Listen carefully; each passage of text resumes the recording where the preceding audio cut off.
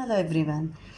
आज मी बोलणार आहे या विषयावर की माणसं घराच्या आत म्हणजे चार भिंतीमध्ये आणि चार भिंतीच्या बाहेर तर आपण मुखवटे आणि चेहरे हा एक खेळ खेळत असतो.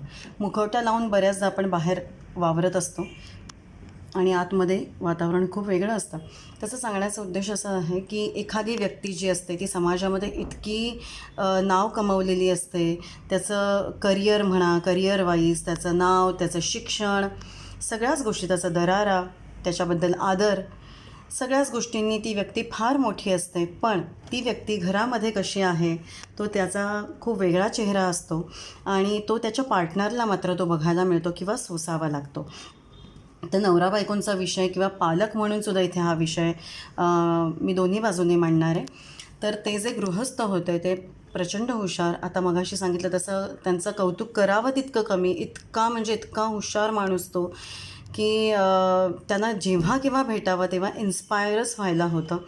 पण आमची ओळख जेव्हा झाली तेव्हा त्यांच्या बायकोशी माझं कनेक्शन खूप जास्त चांगलं झालं. आणि कारण आम्ही बोलता बोलता असेच विषय निघाले. मला गाण्याची खूप आवड आहे, मी गाते स्वतः, आणि मला म्युझिकची आवड आहे, म्युझिकची टेस्ट आहे माझी बऱ्यापैकी चांगली आहे.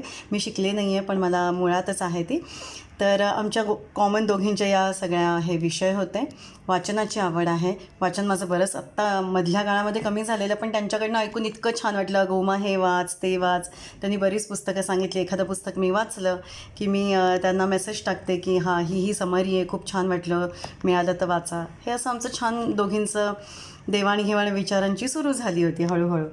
आणि या सगळ्या कॉमन गोष्टी आमच्या दोघींच्या इतक्या छान जुळल्या होत्या, छंद आणि सगळी आवड, की त्या फार छान मोकळेपणाने हळूहळू बोलायला लागल्या. पण बोलल्यावर मला बऱ्याच गोष्टी घरातल्या त्यांच्याशी उलगडल्या की मिस्टर स्वभावाने जरी खूप छान असले, मदत करतात, ते कन्सल्टन्सी आहे त्यांची, जी लोकं नवीन बिझनेस करतात किंवा त्यांना लॉ सगळा व्यवस्थित माहिती आहे, कारण लॉचा सुद्धा त्यांनी अभ्यास केला आहे. शिक्षण प्रचंड झालं आहे त्यांचं आणि वेगळ्या वेगळ्या विषयांवर त्यांनी त्यांचं शिक्षण केलेलं आहे. इतकी वर्ष ते शिकतात आणि अजूनही त्यांची शिकण्याची इच्छा आहे. तर त्यांना नेहमीच खूप कौतुक असतं त्यांचं.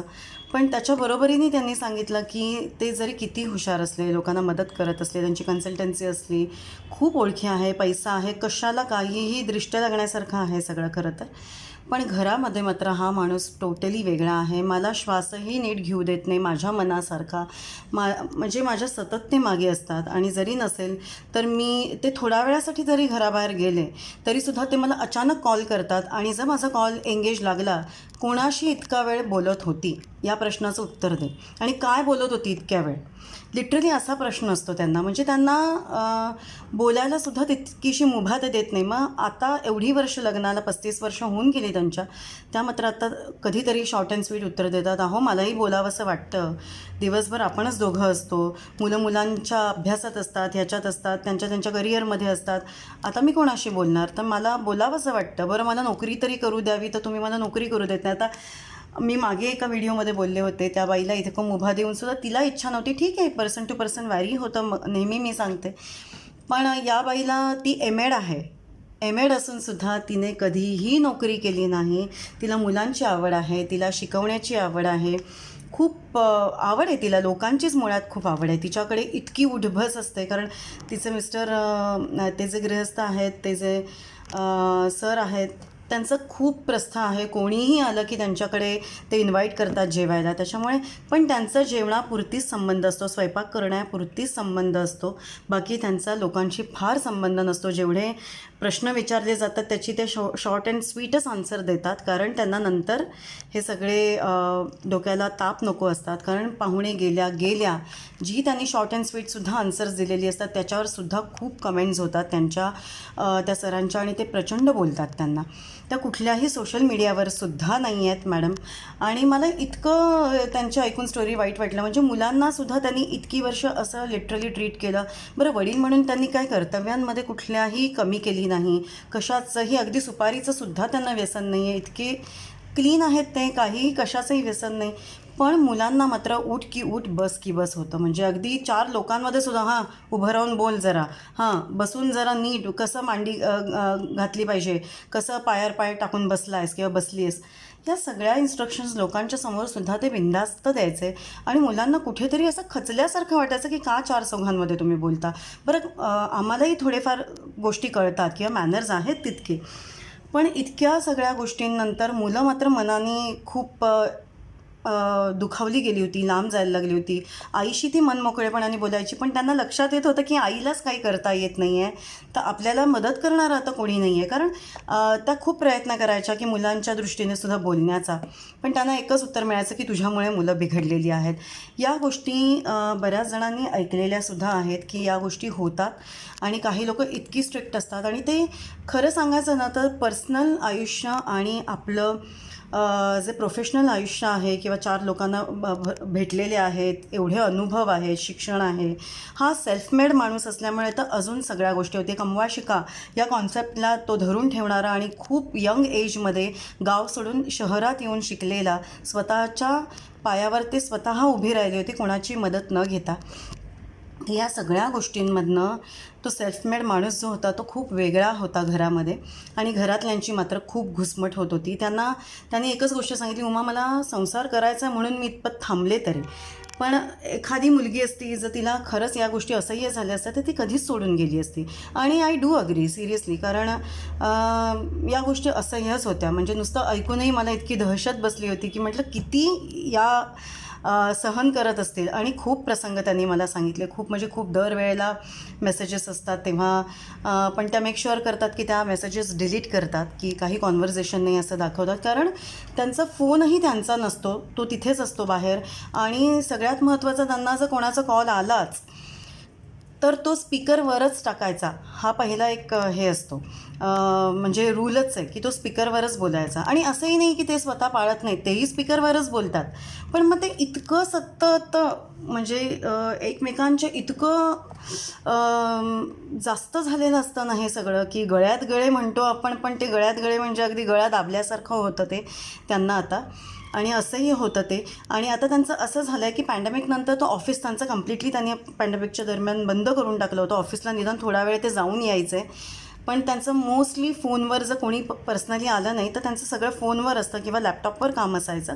तर आता पॅन्डेमिकनंतर त्यांनी पूर्ण ऑफिस पण बंद करून टाकलं आणि आता ते पूर्णच घरी असतात. आता मात्र त्यांची घुसमट खूप वाढलेली आहे, त्याच्यातनं त्या पेशंटली घेतात, पण आता त्या स्ट्रॉंग झाल्या आहेत आणि आता त्यांनी ठरवलेलं आहे की मी माझ्या ज्या गोष्टी आहेत आवडीच्या त्या जपणार. जिथे यांचं मला पटणार नाही तिथे मी विरोध करणार, पण पोलाइटली, कारण मुलांवर त्याचा परिणाम कुठे व्हायला नको आणि त्यांच्यावरही परिणाम व्हायला नको. अशा व्यक्ती फार कमी असतात की आपल्या पार्टनरचा याही एवढा एक्स्ट्रीम होऊनही विचार करणारे. पण मी असं म्हणणार नाही की त्यांचं कौतुक करते आणि ज्या लढतात बायका किंवा स्वतःसाठी उभ्या राहतात, स्टँड घेतात, त्या चुकीच्या आहेत, अजिबात असं म्हणणार नाही. हा प्रत्येकाचा चॉईस असतो आणि बाय चॉईसच only you can take a decision, final decision.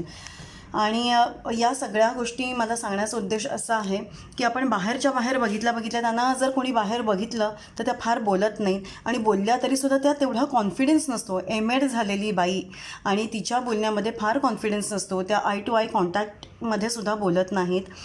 तर मला खूप त्या गोष्टी म्हणजे खूप मला मनाला लागल्या त्या गोष्टी आणि मी विचार केला की आपल्या सगळ्यांसमोर या गोष्टी मांडाव्या.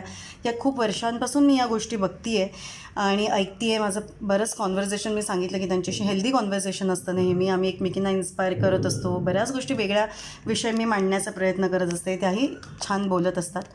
पण तरीसुद्धा कुठेतरी माणसाची त्या घुसमट होत असते त्या व्यक्तीची. मुलं तर उडून निघून जातील, कारण मुलांचं ऑलरेडी वडिलांपासून लांब गेलेली आहेत मुलं मनाने. त्यांना रिस्पेक्ट आहे त्यांच्या शिक्षणाचा, त्यांच्या अनुभवाचा, त्यांनी केलेल्या सगळ्या कष्टांचा त्यांच्यासाठी. पण तरीसुद्धा या कुठ्यातरी गोष्टी आहेत जिथे त्यांची कुठेतरी वाढ खुंटल्यासारखी झाली आणि चार चौघांमध्ये मात्र आपल्याच मुलांना त्यांनी बोलताना कुठेही भान ठेवलं नाही. बाहेर काही वेळेला असं बघायला मिळतं की आपला तो बाब्या आणि दुसऱ्याचं ते कार्टं, आपण हे ऐकलेलं आहे, असं अति पण होतं. पण इथे मात्र वेगळ्या प्रकारे अति होत होतं आणि ते त्यांना बघवत नव्हतं. आईशी वागणूक, आपल्याशी वागणूक जी ही चालली होती ती.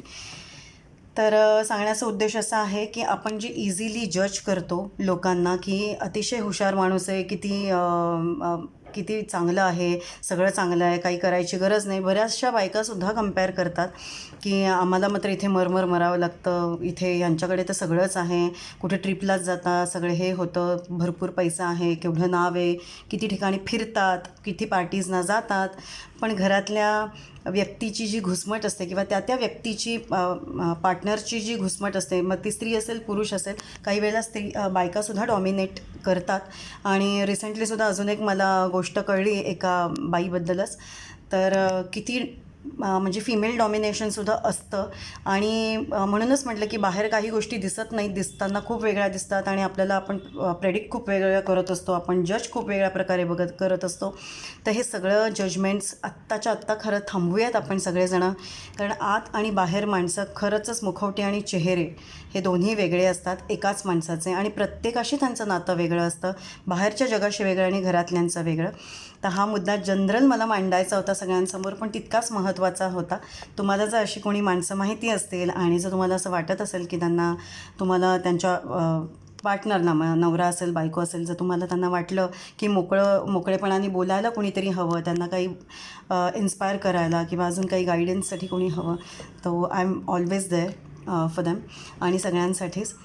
तर सगळ्यांनी काळजी घ्या, कोणालाही कोणी जज करू नका, करता आली तर मदत करा, पण कोणी कोणाला जज करू नका त्याच्या कुठल्याही गोष्टीवरनं. हे माझं मनापासून सांगणं आहे. Thank you so much.